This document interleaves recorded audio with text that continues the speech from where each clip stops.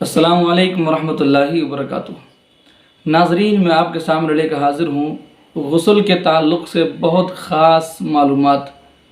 मैं आज इस वीडियो में आपको बताऊँगा कि बरहना होकर नहाना यानी नंगा नहाना कैसा है। जो इंसान नंगा नहाता है वो कितना गलत करता है, उसका गुस्ल होगा या नहीं होगा।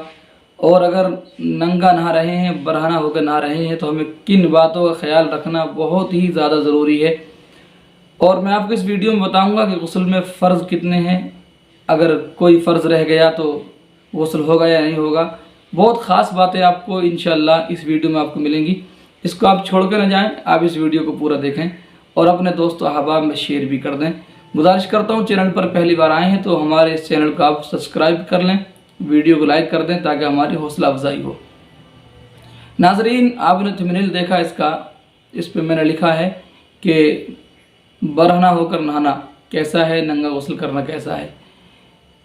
जो इंसान बरहना होकर गुस्ल करता है, नंगा गुस्ल करता है, तो उसके लिए क्या हुक्म है, गुस्ल होगा या नहीं होगा। तो देखिए, सबसे पहले मैं आपको बता दूं, गुस्ल करना इंसान पर अगर फ़र्ज़ हो तो उसको बहुत जल्द ही गुस्ल कर लेना चाहिए। इसलिए कि जब तक इंसान नापाक रहता है उस वक्त तक उस घर में अल्लाह की रहमत के फ़रिश्ते तशरीफ़ नहीं लाते हैं। और जब रहमत के फ़रिश्ते नहीं आएंगे तो जाहिर सी बात है, घर के अंदर तंगदस्ती आएगी, गुर्बत आएगी, परेशानियाँ आएंगी, रिज़्क़ में तंगी होगी और उम्र की भी बरकत ख़त्म होगी।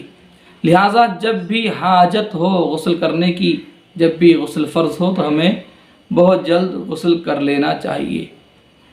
और मैं आपको बताऊं, गुस्ल करने में किन बातों का ख्याल रखना बहुत ज़रूरी है। देखिए, बहुत से मेरे भाई, बहुत सी मेरी बहनें इस बात को नहीं जानती कि गुस्ल में फ़र्ज़ कितने हैं और किस तरह हमें गुस्ल करना है। गुस्ल फ़र्ज़ हुआ, नापाक हुए और यूं ही बस नहाए, पानी बहाया और हम सोच लेते हैं कि पाक हो गए। और इस सूरत में हमारी न नमाज होती है और ना हम कुरान पढ़ने के काबिल होते हैं। इसलिए कुरान पाक पढ़ने के लिए भी गुस्ल होना ज़रूरी है। नापाकी की हालत में कुरान पाक भी आप नहीं पढ़ सकते हैं। तो नाज़रीन, मैं आपको पहले ये बताऊं कि गुस्ल अगर हम कर रहे हैं तो उसकी दो सूरत हैं। एक तो ये कि हम खुले में गुस्ल कर रहे हैं, खुले मैदान में हैं, या हम जंगल में हैं, अंजन वगैरह पे या ट्यूबवेल वगैरह पे हम गुस्ल कर रहे हैं, यूँ समझे कि खुले में हैं। और एक ये कि हम गुस्ल खाने में हैं, बाथरूम में हैं, अंदर गुस्ल कर रहे हैं। अगर हम गुस्ल कर रहे हैं बाहर खुले में, चाहे अपने नल पे कर रहे हों या हम मैदान में कर रहे हों या कहीं दरिया में या किसी अंजन वगैरह पे हम गुस्ल कर रहे हों, तो इन तमाम सूरतों में अगर हम खुले में गुस्ल कर रहे हैं तो हमें इस बात का ख्याल रखना है कि नाफ से लेकर घुटनों तक ये जिस्म छुपाना मर्द के लिए फ़र्ज़ है। मर्द के लिए गुस्ल करते वक्त या गैर गुस्ल में, अगर इंसान वैसे भी अपने घर में है तो आपने देखा होगा कुछ नौजवान, और कुछ नौजवान ही नहीं, कुछ बूढ़े भी ऐसे देखने को मिल जाएंगे कि जो खाली नेकर में ही भागे फिरते रहते हैं। उन्हें शर्म हया तक नहीं आती कि घर में माँ बहन बेटियाँ सब की नज़र उन पर पड़ती है और वो सोचते हैं कोई बात नहीं है। देखिए, अगर कोई इंसान नाफ से लेकर घुटने तक जो जिस्म का हिस्सा है इसे उघाड़ता है, इसको नंगा करता है, तो ये भी गुनहगार होगा और जो इसके जिस्म को देखेगा वो भी गुनहगार होगा। लिहाजा आप इस बात का ख्याल रखें। आप घर में हैं तो हरगिज़ अपने जिस्म के हिस्से को खुला ना रखें। इसी तरह आप अगर गुस्ल कर रहे हैं अपने नल पर खुले में या जंगल में, तो इस सूरत में भी आपको करना यही है कि आपको कोई ऐसा कपड़ा इस्तेमाल करना है जो नाफ से लेकर घुटनों तक आपके पहुंच जाए और आप गुस्ल करें, तो ये आपको गुस्ल करना सही होगा। और अगर आप गुस्ल कर रहे हैं गुस्ल खाने में, बाथरूम में आप गुस्ल कर रहे हैं, तो उस सूरत में अगर आप बरहना होकर गुस्ल करते हैं, नंगे होकर गुस्ल करते हैं, तो गुस्ल तो आपका हो जाएगा, गुस्ल आपका हो जाएगा। लेकिन आपको बहुत ही एहतियात की ज़रूरत है, बहुत ही एहतियात की ज़रूरत है। एहतियात क्या करनी है? एहतियात, सबसे अहम एहतियात हमें ये करनी है, ख्याल ये करना है कि हम जब नहाएं तो हमारा चेहरा काबा शरीफ की तरफ ना हो, और ना ही हमारी पीठ, यानी ना आगे का हिस्सा और ना पीछे का हिस्सा काबे की तरफ हो।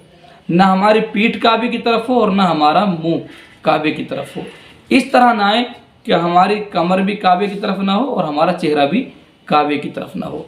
अगर हमने काबे की तरफ मुंह किया या काबे की तरफ पीठ की तो हम गुनहगार होंगे, इसलिए कि काबे की बेहुरमती में ये शामिल होगा। और कोई भी ईमान वाला खुदा पाक के मुक़द्दस घर की तौहीन नहीं कर सकता।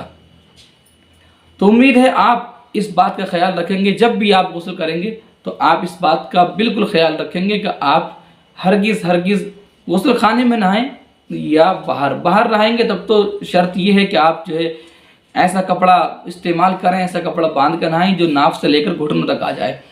और अगर गुस्ल खाने में आप गुस्ल कर रहे हैं तो इस सूरत में आपको यही ख्याल करना है कि आपका चेहरा या आपकी कमर काबे की तरफ ना हो।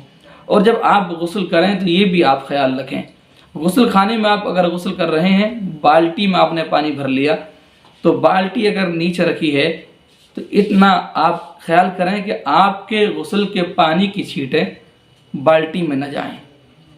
पानी के गुस्ल की छींटें, जो पानी आपके जिस्म से टच होकर नीचे गिर रहा है, वो पानी बाल्टी में न जाए। और इसी तरह आप जिस मग्गे से या जिस लोटे से नहा रहे हैं, उस लोटे को भी नीचे फर्श पर ना रखें, इसलिए कि नीचे फर्श पर आपका माए मुस्तामल है, यानी जो पानी आपके जिस्म से होकर गुजरा है वो पानी आपके फर्श पर है।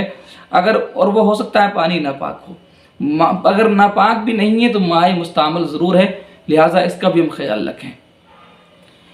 आपको बात समझ में आ गई होगी। एक तो गुस्ल खाने में हमें काबे की तरफ मुँह नहीं करना, ना कमर करनी है, और ना हमें अपने पानी में, जो बाल्टी में पानी है उसमें अपना पानी जो जिस्म से लग के नीचे गिर चुका है वो डालना है, यानी पानी की छींटें भी उसमें नहीं आनी चाहिए। और देखिए, जब हम गुस्ल करें तो मैं आपको बताऊं गुस्ल में फ़र्ज़ कितने हैं। बहुत से मेरे भाई मेरी बहनें इस बात से बहुत दूर हैं, उन पर इतना वक्त नहीं कि वो दीन की बातें सीखें या दीन की किताबें पढ़ें। अगर वीडियो आप तक पहुंची है तो आप इसको ज़रूर याद कर लें, बहुत काम की चीज़ है, इसलिए कि ये इंसान की पाकी से जुड़ा है। अगर इंसान पाक रहेगा तो उसकी ज़िंदगी भी कामयाब रहेगी और आखिरत भी कामयाब रहेगी। तो गुस्ल में आप याद रखें, गुस्ल में 3 फ़र्ज़ हैं। कितने हैं? गुस्ल में 3 फ़र्ज़ हैं। गुस्ल में पहला फ़र्ज़ है कुल्ली करना, दूसरा फ़र्ज़ है नाक में पानी चढ़ाना, और तीसरा फ़र्ज़ है पूरे जिस्म पर, पूरे बदन पर पानी बहाना। अब कुल्ली किस तरह आपको करनी है तो मैं आपको बताऊं। अगर आप रोज़े की हालत में नहीं हैं तो खूब अच्छी तरह गरारा करें, ताकि मुंह के पुर्जे में, दांतों की जड़ों में, सब में पानी अच्छे से पहुंच जाए, कोई ज़रा सी जगह भी बाकी न रह जाए। अगर ज़रा सी जगह भी बाकी रह गई तो फिर आपका गुस्ल नहीं होगा, और गुस्ल नहीं होगा तो फिर आप पाक नहीं होंगे। दूसरा फ़र्ज़ मैंने बताया नाक में पानी चढ़ाना। अगर नाक में आप पानी चढ़ा रहे हैं तो कुछ भाई खाली नाक को पानी लगाया और बस काम ख़त्म। अगर नाक को पानी लगाने से हरगिज़ गुस्ल का फ़र्ज़ अदा नहीं होगा। नाक के अंदर जो नरम हड्डी है, जिसे नाक का बासा बोलते हैं, वहाँ तक पानी पहुँचाना है, और नाक के अंदर अगर रैंठ गंदगी है तो उसको साफ़ करना है, उसको छुड़ाना है, जब ये फ़र्ज़ अदा होगा। और फिर तीसरा फ़र्ज़ है पूरे जिस्म पे पानी बहाना। तो वो इस तरह बहाना है कि जिस्म में कहीं भी एक बाल के बराबर भी जगह सूखी न रह जाए। अच्छी तरह से हमें अपने पूरे जिस्म पे हाथ फेरना है और अच्छी तरह से पानी बहाना है, ताकि कोई भी हिस्सा, एक बाल की नोक भी सूखी न रह जाए। अगर ज़रा सा हिस्सा भी खाली सूखा रह गया जिस्म का तो गुस्ल नहीं होगा, और जब गुस्ल नहीं होगा तो न आप नमाज़ पढ़ सकते हैं, न आप कुरान पढ़ सकते हैं। और बात आगे की जाए तो वीडियो लंबी हो जाएगी। बस इसी को आप अच्छी तरह समझ लें और इस पर अमल करें। अल्लाह की बारगाह में दुआ है, परवरदिगार हम सबको दोनों जहां की कामयाबी वाली ज़िंदगी नसीब फरमाए। अल्लाह की बारगाह में दुआ है मौला ताला मेरे नाजरीन को दोनों जहां की नेमतों से मालामाल फरमाए। कमेंट बॉक्स में आप आमीन लिख दें, क्या पता अल्लाह किसकी दुआ को कबूल फरमाए। अपना ख्याल रखें। अल्लाह हाफिज़। अस्सलामु अलैकुम व रहमतुल्लाहि व बरकातुहू।